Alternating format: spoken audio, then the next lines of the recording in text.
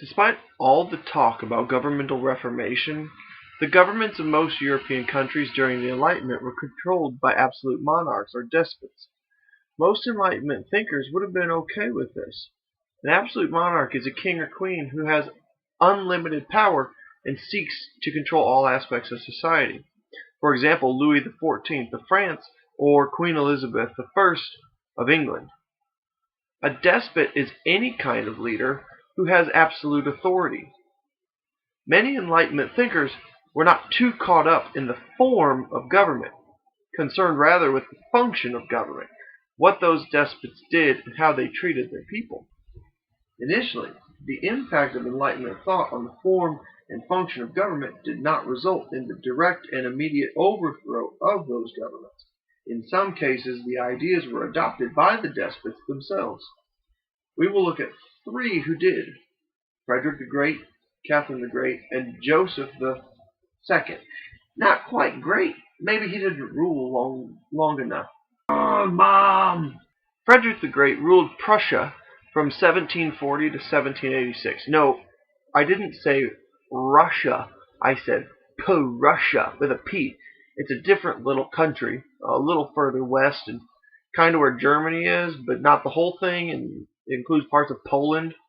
No, forget it.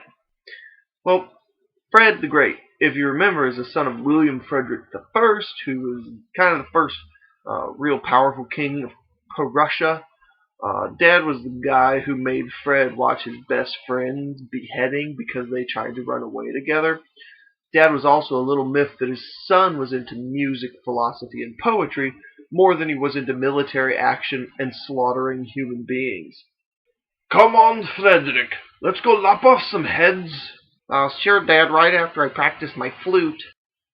I'm not sure if it was the lesson of the beheading or if Frederick was just that good at being a Renaissance man, but when he took over as king, he continued his father's military policies. He invaded Silesia against Maria Theresa and attacked Saxony during the 7 Years' War. He maintained his liberal views, however, and made some reforms to the kingdom. This action is why he is referred to as an enlightened despot. He softened laws, pushed for religious tolerance, made legal reforms, reduced censorship, improved education, reformed the justice system, and abolished torture, and reversed the role of the ruler, stating that a prince is only the first servant of the state, the head of a family of citizens, the father of his people. Even with all these successes, we need to keep in mind that these were baby steps in the climb to freedom.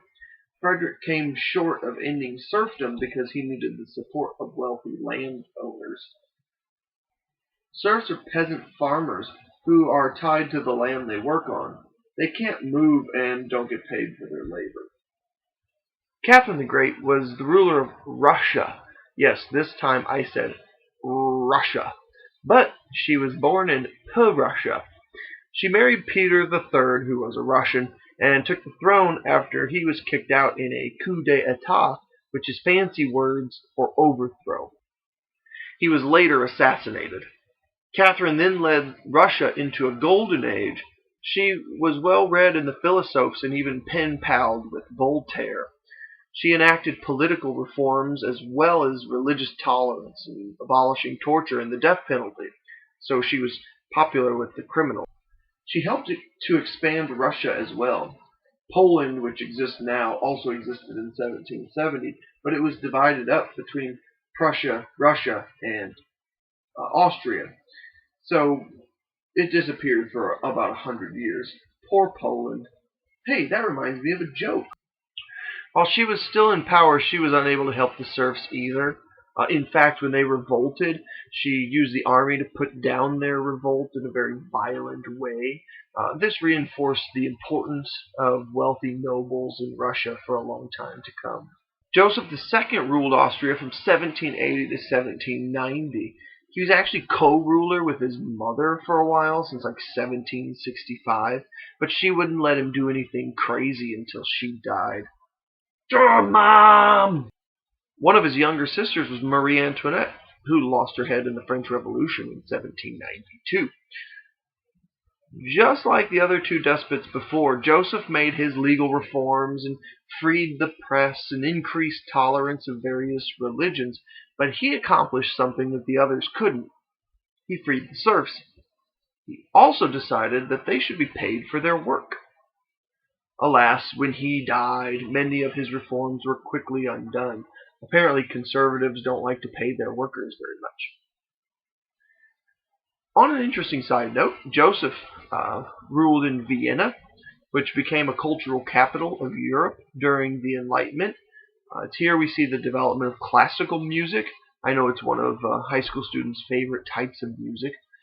Such popular composers as Franz Joseph Haydn and Mozart and Beethoven were all based out of Vienna around this time.